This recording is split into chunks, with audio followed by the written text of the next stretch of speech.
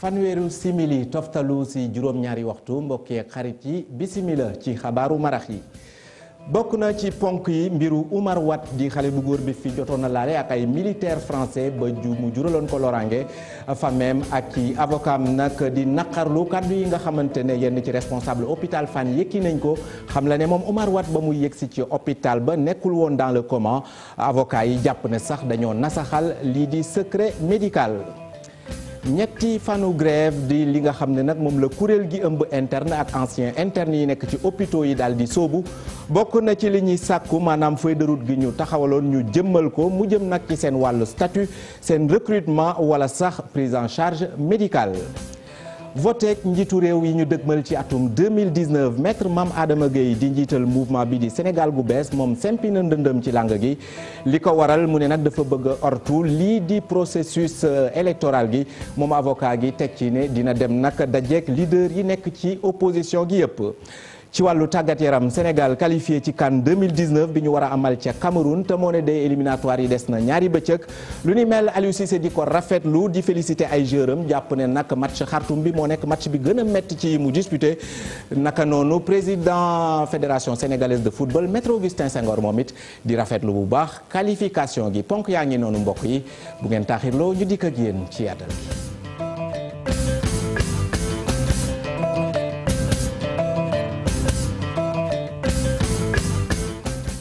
asalaamaaleykum mbokk yi xarit yi ñuy seetaan daleen ak jàmm ci ëttu xibaar yi niñ ko waxee ci ponk yi famille Oumar Watt ñoom nag ñu ngay naqarlu bu baax a baax kàddu yi nga xamante ne yenn responsable ci hôpital bu Fann yëkki nañ ko xam le ne moom Oumar Watt gannaaw bi mu xeexee ak militaire français yi nag ba mu yëgsi ci hôpital bi nekkul woon ci coma ci loolu avocat yi famille bi nag di ko naqarlu jàpp sax ne dañoo def lii di violation secret médical kenn ci avocat yi di wuyoo ci turu maître Khoureyssi Ba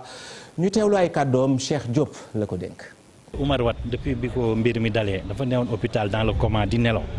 temps yi ñu def sortie directeur hôpital bi xam naa am na lu ko naqadi ci relation ak famille bi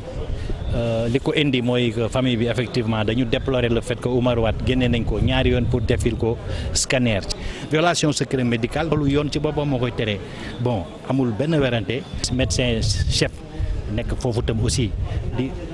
mënul nekk fii patron ak du médecin traitant du chef de service ñooñu d'accord nañ ko yóbbu bitim réew moom waa bitim réew ñëw lu dee ni ambassade de France seen technicien ak médecin ñëw ni ko yow yaay léegi chef de service wax ñu lu ñu war a def mu leen noo kii mën ngeen ko bàyyi fi dara jotu ko. kuréel gi ëmb interne yi ak ancien interne yi nekk ci kër docteur yi ci Ndakaaru ñoom nag grève ñetti fan ci la ñu sóobu li ko waral di feuille de route bi nga xamante ne taxawaloon nañ ko ñaar fukki fan ak benn ak ñaar fukki fan ak ñaar ci weeru septembre bi ñu weesu ne nañ ba léegi kenn jëmalu ko loolee nag jëm ci seen wàllu recrutement seen wàllu statut ak tamit lii di prise en charge médicale bi ci loolu nag ñu ngay interpeller kii di ministre de la santé ñu jàpp ne war na jël ay responsabilités am tey jii ñu doon janook taskatu xibaar yi ci teewaayu Fatoumata Touré ak Amadou Ba. grève 72 heures la ñu nam amal ñoom liggéeykatu interne hôpitaux yu Dakar yi ñu bootu ci benn association ñoom nag tey lu ñu bëgg mooy autorité yi daal di taxaw ci seen i ñaxtu ñu tënkoon ko nag ci benn plateforme ci ñaar fukki fan ak benn ci weeru septembre jàpp ñaar fukki fan ak ñaar. def nañu atelier yi conclusion yi génn na ñu génne benn feuille de route alors feuille de route boobu bi mu génnee avec des délais maintenant délais yooyu noonu ñun bi ñu ñëwee ba ci délai bi mu jeexee. ñëw en rencontre avec le ministère de la santé dañoo gis ni délai yi non seulement passé na mais li ñu xaatimoon ci feuille de route boobu noonu dara respecté wuñ ko ci dañu fas yéene def grève bu 72 heures. ñu tënk ko ci juróom-ñetti poñ ñoom nag lu ñu bëgg rek mooy ñu appliquer ko ci ni mu gën a gaawee. bi ci njëkk moom mooy ci wàllu statut bi parce que loolu dafa nekk lu am solo mënoo di liggéey ci benn mbir te xamoo. yow lan nga tekki ci système de santé bi boobu moom mooy beneen bi moom mooy wàllu recrutement après formation beneen bi moom mooy prise en charge médicale bi ak prise en charge frais de spécialisation bi ak beneen bi moom mooy lii di wàllu indemnité de représentation médicale. ñoom sax di mettitlu pataaral bi nga xam ni rek seeni njiit yi am nañ ko ñoom nag lu ñu bëgg mooy ministre de la santé mu jël rek ay responsabilités am. ministère de la santé que moom mi nga xamante ni moom mooy jëwriñ bi ñuy dénk wàllu wàllu santé bi ci dëkk bi te question internat moom mooy ki nga xamante ni moom moo koy gérer mu jël question bi c'est-à-dire instruction yi mu daal di fexe nuñ ko appliquer. ngir gën a gis seen bopp ci seen liggéey interne hôpitaux yi nag di xamale ni ñoom nag duñu dellu ginnaaw benn yoon fii léegi rek seeni revendication kenn saafarawu ko. ba tey ci xabaar yi lu ñeel renouvellement contrat d'affermage mu soxal nag wàllu yorinu ndox mi fii ci réew mi kilifa yi nekk ci SDE jàpp ne nag mbir mi yéexaay def caa nekk gannaaw bi ñu lancé appel d'offre bi ba léegi ci 1er juin 2018 ñoom kilifa yi jàpp ne sax lii di appel d'offre maanaam yéextaay googu waru cee nekk te lu ni mel guléet la directeur général ga nag tey jii doon janoo ak taskatu xibaar yi di sàkku nag ñu jël ca ndogal nu mu gën a gaawee ngir dëppoo ak li nga xamante ne appel d'offre moom la digle di saprera.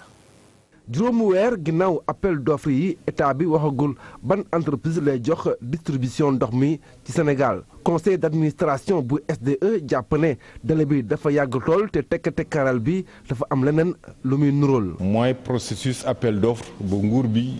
lancé depuis 2018 conseil d'administration dafay fàttali ko processus appel d'offre jaar na ci ay fànn yu bëri mooy préqualification ak qualification ensuite ñu door a seet offre financière yi dañu fàttali aussi que autorité publique wax na prix yi ñaata la offre yi ñaata la léegi entre boobu ak léegi am na juróomi weer ñu bëggoon xam ñun Sénégalaise des eaux ñàkk jël décision boobu ci attribution dafay gàllankoor suñu activité bés bu ne xamuñu lu waral tekkaaral bi. ci gis-gisu conseil d'administration bu SDE situation bi dafa am lenn lu muy gàllankoor ci liggéey bi te it dafay jur xel mu tey. xamuñu lu waral tekkaaral bi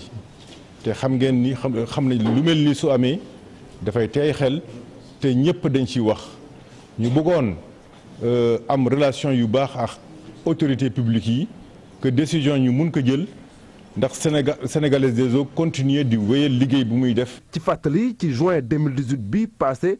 la état bi reteniroon ñetti entreprise te SDE bokkoon ci entreprise yooyu doon jongante ci wàllu appel d'offre ci wàllu distribution ndox mi fii ci Dakar ak Sénégal SDE dafa jàpp ne situation bi dafa gën métti ci moom ndax contrat d'affermage bi ki lié woon ak état bi 31 décembre bii lay war a jeex. di sa Alioune Préra liggéeykat yu ADS yi nekk ci Sénégal maanaam aéroport yi ci réew mi yëpp ñu nga doon amal seen assemblée générale fële ca Saint-Louis bokk na ci li ñu naqarlu mu di budget ADS ñu jëlee ko ci fukk ak juróom-ñeenti milliards ci suñuy koppar yóbbu ko ba ci 2 milliards ak xaaj lu ni mel nag ñoom liggéeykat yi di ko naqarlu jàpp sax ne climat social gi ci ADS yi nekk ci réew mi yëpp jamono ji dafay gën di na sax Djibril Sakho moom mooy coordonnateur général bu seen collectif laaj ak tontu dox ci digganteem ak Ousseynou Diop ñu teewlu. dañu nekk ci jafeñ-jafeñ boo xam ne li ko waral mooy budget boo xam ne mi ngi jóge ci 19 milliards wàcc ba ci 2 milliards 5 daanaka sax subvention la loolu tey indil ñu jafeñ-jafeñ boo xam ne foo ko natt rek weesu nag muy ci salaire yi muy ci traitement social bi waaye aussi sur le plan technique te loolu buñ ci gaaw jóg. mën naa indi loo xam ne lu nuy rëccu lay doon. nag ci wax la ñu toll dinañu wax ak ñi nga xam ne ñoo yor réew mi ñoo yor ministère bi pour que véritablement lii nga xam ne moom mooy ADS liñ ci war a def ak niñ ci war a taxawee ñu taxawee ca noona ba véritablement coono gi nga xam ne moom la ñu nekkee depuis transfert ba léegi coono googu ñu mën ko wan ginnaaw. conséquences yi mu mën a am bari na déjà rek salaire yi la ñu nekkoon nekkatu ko ñëpp a sentir ni nga xam ni wax dëgg yàlla mbir yi wàcc nag et tey fi mu ne même bi ñuy ubbi école ñu bare danoo dem lebi. ñu àddu ci wàllu politique ak élection présidentielle bi ñu dëgmal ci atum 2019 maître Mame Adama Gueye di njiital mouvement bi di Sénégal bu bees moom nag sempi na ndëndëm ci biir lang gi li ko waral nee na dafa bëgg a ortu nag lépp lu jëm ci kaaraange processus électoral gi moom avocat bi teg ca ne sax dina dem daje ji ak bépp leader bu nekk ci opposition gi tey jii mu doon amal taskatu xibaar ak jano ak taskatu xibaar yi ngeen baal ma ci teewaayu Souadou Ndiaye ak Modou Diop. njiitu Sénégal bu bees bàyyi na li nga xam ni moo nekkoon candidature am ci élection présidentielle yi maître Mame Adama Gueye ne fas yéene taxaw teem ngir mën a aar processus électoral bi. décidé naa jël suma kattan yépp jagleel ko mbir moom pour sauver suñu démocratie sauver paix sociale. loolu jaral na ma sacrifier suma candidature élection présidentielle parce que liggéey ba foog mu am ko def ñi nekk ci élection bi taluñu ko parce que ñu ngi ci campagne te liggéey buñ ko deful le réveil serait douloureux moo tax man décidé naa def sacrifice boobu. mu di xeex boo xam ni Sénégal bu bees fas yéene na ko boot ci ab campagne de sensibilisation ak i daje ak ñi nga xamante ne ñoo di candidat yi. danaa dem seeti candidat yëpp waxuma Macky Sall de bokk ci ñaar ñi laa wax pour waxtaan ak ñoom mais naka la ñu def pour sécuriser vote bi. am na pexe yu wér yu dëgër yoo xam ne nañ ko tëral pour fexe pour gàllankoor pexe yi nga xam ne Macky Sall moom la tëral pour salfaañe suñu élection bi loolu ñun duñ ko nangu. ci conférence de presse bi la tamit maître Mame Adama Gueye muy doon nakarlu ni nga xamante ne moom la nguur gi nekkee jamono yi. ni ma ko waxee Macky Sall dafa tëral ay pexe yu garaaw c'est un attentat rampant contre la démocratie du Sénégal.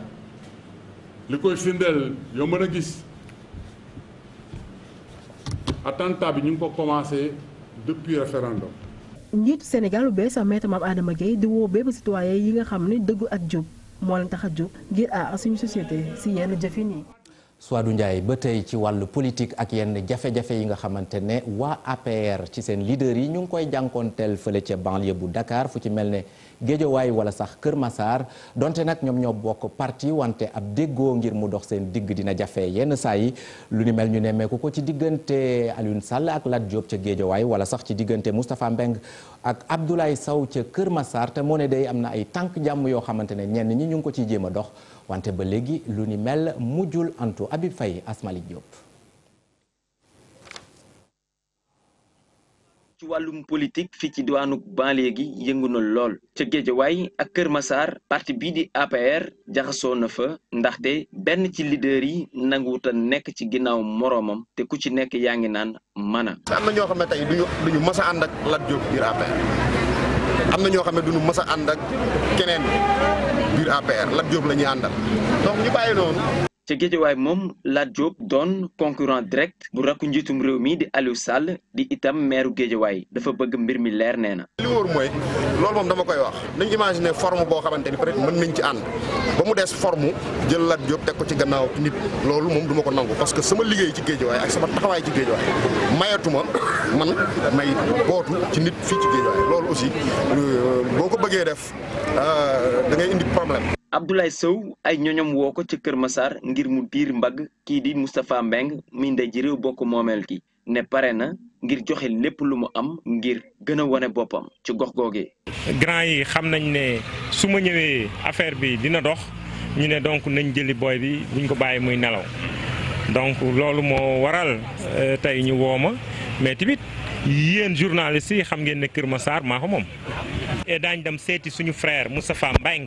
en tant que maire de Kër Massar yàlla jiital ko ci dëkk bi ñu jéem a xool naka la ñuy boole suñuy loxo ñu mu nekk benn parce que ñàkkul nekk benn. mën a gi bëri ci wàllum banlieue gi ñuy waajal lii di campagne présidentielle atum 2019 gi ba tax na it ku ci nekk it yaa ngi xeex ci sa wàll ngir gën a wane sa bopp yenn ci ay leaders yi ñi ngi def ay jéego ñeneen ñi ñoom xalaatuñu benn yoon jàmm jooji dellu si fa.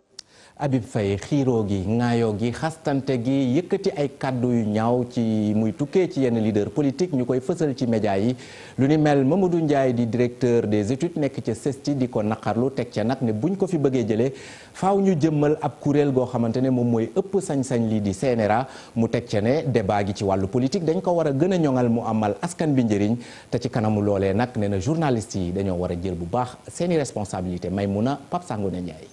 gis aw woy politique di xaxar moroomam yëkkati ay kàddu yoo xam ni ñaaw na loolee duñu toog ay bis te duñ ko dégg laaj bi samp mooy ndax média yi fii ci Sénégal ña ngay doxal lañ leen sant loolu ñu ngi koy naxarlu parce que Sénégal yaakaar naa ne démocratie bi toll na foo xamante ne médias yi seen bopp dañu war a jouer rôle bu nga xam ne rôle boo xam ne rôle buy consolider la rôle buy tas xibaar di informer askan bi pour ñu gën a mën a décider ak rôle boo xamante ne dafay nekk rôle responsabilité mooy maanaam am taxawaay boo xam ne lépp loo xam ne mën na nasaxal askan wi duñ ko joxe bépp xibaar boo xam ne mun na yàq ay diggante duñ ko joxe bu doy amulul njëriñ réew mi yëpp. liggéey bu dëppook charte yi boole ceeg nag def ndànk di artu te tamit daf ciy baax bu ñu sukkandikoo ci directeur des études bi nga xam ni moo féete ca CESTI moom mi ngi ñaax bu baax kuréel gi ñu duppee CORED. yaakaar naa ni CORED waroon na ci jóg bu yàgg mais CORED ci boppam aussi. am na actuellement ay liggéey bu bari boo xam ne jot nañ ko def mais liggéey bi taxul ba léegi journalistes yi ci mbirum ni ñuy traité information ñu méngoog li charte yi wax. lim ci teg mooy kuréel gu mel ni CNRA war nañoo am geneen kuréel goo xam ni war na koo dooleel ndax kat fi mu toll nii dafa jàmp. ñi mu war a yilif respecté wuñu ko ñi mu war a yilif amul taxawaay boo xam ne mun na leen wax defal ñu def wala bul def ñu bàyyi. loolu nag buñ ci indiwul ay coppite fexe ba askan bi mën a yaakaar ci CNRA fexe ba organes yi mën ko déggal di wëye ay ndigalam buñ ci jógul espace médiatique bu mel ni la ñuy am. laataa ñu fiy samp boobule kuréel Mamadou Ndiaye di gën a ñaax taskatu xibaar yi ñu gën a xoolaat ana métier bi nan lañ koy doxalee bu ñu bëggee réew mi ànd ak dal. Maimouna Ndiaye ginnaaw politique gi ñu dem ba diwaanu Thiar Fiyaay nekk ci commune bu Toubatoul foofee nag bëri na fa ay soxna yoo xamante ne ñu ngi yëngu ci lu ñeel politique gi jëm ci autosuffisance alimentaire bëri na ci ñoom ñu nga xamante ne ñu ngi yëngu jamono ji ci li ñuy wax maraîchage ci loolu nag ñuy sàkku ci képp koo xamante ne da nga def lii di exode rural nga delluwaat bu baax ci gox yi wala goxaat yi soobu ci mbay mi Cheikh Anta Diop. jigéen ñi bootu ci groupe d'initiative pour le progrès social bu Thiès ñu gën ko xam ci JIPSOAR at mu nekk ginnaaw bi ñuy màggal nag jigéen ñi nga xamante ne ñu ngi nekk ci kaw ay liggéey yu am solo la ñuy def rawatina dëkk bii di Thiar Fiyaay nekk ci commune bu Toubatoul jigéen ñi de ràññee nañ leen bu baax ci seen jom ak nangoo liggéey ñoom sax dañuy yëngu lu jëm ci wàllu mbayam dër te it lépp lu ciy màccee de la ñuy def lu ñuy wax bay dunde dañu taxaw ci xolu réalisation bi màggal jigéenu kaw fësal ne mi ngi jéemantu ku ko jàppale mu jël installation bii ngeen di gis 54 millions demagum na ci teen bi tey sampe fi ak château d'eau ak plaque solaire am ak goutte à goutte am révolutionné na waxuma gox bi mu ne muy Thiar mais gox yi ko wër yëpp parce que fukki fan ak juróom ci ginnaaw dégg ngeen ne ñàkk ndox mu tar am na ci zone Toubatoul fii yëguñu ko jigéen ñi ñoo yor kër yi daanaka donc JIPSOAR am programme bu mu tuddee bay dunde juróomi at a ngi ñu ci ne di ci dox di fàggul jigéen ñi suuf. soxna yi nekk fii ci Thiar Fiyaay ñoom jamono yi nee nañ ñi yëngu ci wàllu mbayam lujum ci lépp luñ ciy jëlee de dañ ciy def lu ñuy wax bay dunde. buñ nee bay dunde rek bàyyiwul lenn luy dem ci cin waaw bàyyiwul carotte bàyyiwul supame bàyyiwul nawe bàyyiwul basante bàyyiwul jaxute bàyyiwul kaani bàyyiwuñu lenn ba ci salaat daal ñun lépp lu ñuy dunde rek yaakaar nañ ne loolu mooy cëru bay dunde jigéen ñi nekk fii ci Thiar Fiyaar mbay mi nga xamante ne moom la ñuy def fii nee nañ tax nañ ba benn jigéen dematul Ndakaaru wala ci dëkk taax yi ngir mbindaanu ji.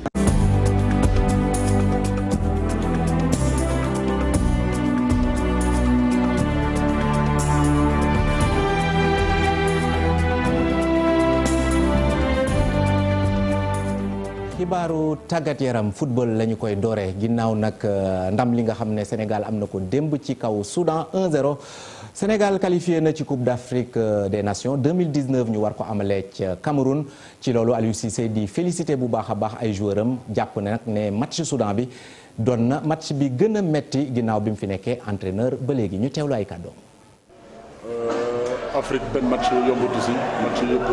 métti te gis ngeen Soudan match bu métti la match bu ñu demoon Madagascar tamit match bu métti la di sant yàlla bu baax di remercier vraiment suñu supporters yi voilà en face adversaire moo fa nekk donc il faut que ñu arrêter di sous-estimer adversaire yi yàgg naa ko wax nee naa leen Afrique léegi mbër bu ndaw amatu fi ay mbëru mag rek fi nekk donc si tey Sénégal mën na aspirer ni que mën na gagner ñëpp nañu nangu tamit ni que ñeneen tamit war nañ mën a jouer pour gagner ñoom tamit donc loolu mooy humilité je pense que humilité boobu bu ñu ko amee rek incha allah dinañ gën a liggéey ça fait vraiment di dem kan équipe bi mën a dem kanam. non du coaching gagnant parce que du loo xam ne dama koy jël yóbbu ko ci sama boor foog naa tey équipe 11 ñooy commencé et puis ñeneen ay remplaçant nañu tey mën naa wax ni que banc bi remplaçant yi xale yéen ñoo nekkoon ci banc bi ñoo ñu gañaloo match bi di ci sant yàlla bu baax a baax a baax. naka Aliou Cissé itam jiital fédération sénégalaise de football it naka noonu maître Augustin Senghor moom it di rafetlu bu baax a baax ndam li ndaxte jàpp na ne qualification gi démb mënoon nañ koo ñàkk am ndax naka bëri woon na ay blessé yoo xamante ne laata jongante bi nemmeeku woon nañ ko ci tanière bi ñu teewlu ay kàddoom. match bi mënul woon bañ a jafe parce que ku xool équipe bi xoolaloon xar kanamam ñetti weer ci kanam ak léegi nga xam ne équipe bi dafa changé totalement am na ay joueurs yoo xam ne ay xale la ñu ngi doog a joué seen premier match fii ci Soudan ñeneen ñi Dakar la woon ak bii mooy seen deuxième match ak condition yu xaw a difficile climat bi maanaam li tubaab di wax hécatombe lu ñu am ci blessé yi bés bu nekk même tey bi ñu yeewoo dañu ne xëj na Mbaye Diagne day forcé parce que bii bi da doon metti donc li ñu perte si ay jours defe naa si histoire du football lii guléet la donc mais joueurs yi wane jom wane fulla fayda amaana lépp jekkul woon mais ci match yi fii Afrique nii la même bu fekkee ne mënoo football bi nga bëgg na nga fexe ñetti poñ yi nga soxla nga jël ko te tey jël nañ ko parce que moom moo ñuy yóbbu fële ca Cameroun 2019 ñu mën aussi dem ak dal ci ñaari match yu mujjee fi nga xam ne tey am na yeneen équipe yoo xam ne yu ñu ràññee Afrique la ba léegi ñu ngi xëccoo seen place pour qualification. ba tey ci wàllu tàggat yaram Sénégal nag am na fédération bu yees di yëngu ci wàllu triathlon mu nekk ab instance boo xamante ne ñu ngi ko jëmmal tey jii gannaaw assemblée générale gi njiit ga nag Boubacar Gaye lay wuyoo moom li ko tax a jug ne na mooy def kéem kattan nag ba Sénégal am ay performance yu baax a baax ci Jeux olympiques de la jeunesse yi ñu dëgmal ci atum 2022 fii ci Ndakaaru Cheikh Sadibou Diarra. triathlon jóge na ci comité national de promotion dem ci fédération loolu di firndeel ay jéego yi mu amal. mission bi nga xam ne ministère joxoon na ko mooy ci comité bi nga xam dañu joxoon mission pour développer ñu xamloo ñu fexe ba installer triathlon ci dëkk bi am nañ yaakaar ni def nañ ci kem kàttan ba ñi ñu ko joxoon am nañ ci mbégte loolu moo waral sax ñu sant ñu digal ñu pour ñu jàll tey fédération donc ñu ci sant yàlla bu baax ci liggéey boobu di ñaan yàlla itam lii nga xam ne lii ñu nekk léegi nii nga xam ne mandat bi loolu lay jëlee bu ñu woote waatee pour def bilan mu nekk loo xam ni gars yi dinañ xam ni en tout cas liggéey nañu comme ni ñu ko defee nii. gën a yokk taxawaayu triathlon fii ci réew mi ak def ay performances yi Jeux olympiques de la jeunesse bu 2022 bokk na ci mbébétu président Boubacar Gaye ak ñi mu àndal. li njëkk ci ñun mooy ñu wéyal li nga xam ne moom lañ tàmbali woon pour que nit ñi xam lan mooy triathlon c'est-à-dire que tey bi ñu dajee juróom benn région fi nekkoon war nañ fexe ba fii ak ñaari at Sénégal gépp ñu am fay ligue am fay club bu ñu fexe ba ràññee jël ay xale yi nga xam ne ñu xarañ lañ ci seen catégorie yi mais danañ fexe ba ak la direction technique ñu fexe ba seen jàng ak seen entraînement mu méngoo pour que njàng mi bañ a yàqu te bu ñu demee ba ci Jeux olympiques yi ñu am ndam am fa médaille olympique mooy suñu rêve. ci lu gën a jege nag organisation coupe d'Afrique bi la ñu koy amal ci weeru décembre bii di ñëw. 9 décembre war na am coupe d'Afrique triathlon fii ci dëkk bi alors ñu ngi koy amee ci Ngor bu soobee yàlla. mais dañ ko def parce que dañu bëgg suñu athlètes yi am performance yokku ci avril bi weesu dem nañ am ay médailles d'or muy Anta Ndiaye ak Mamadou Diop Rabat donc bu ñu ñëwee suñu réew dañu war a dëggal loolu. juróomi at mu ngi nii triathlon bu Sénégal mu ngi amal ay jéego fédération bu bees bi am na ñeenti at ngir gën a fësal liggéey bi. mu doon xabaaru marax yi ci seen télévision Futur Média di leen jaajëfal Sara Cissé dina fi teew ne skis ànd ak yéen ci xibaar yi ci kàllaamay nasaraan jërë ngeen jëf.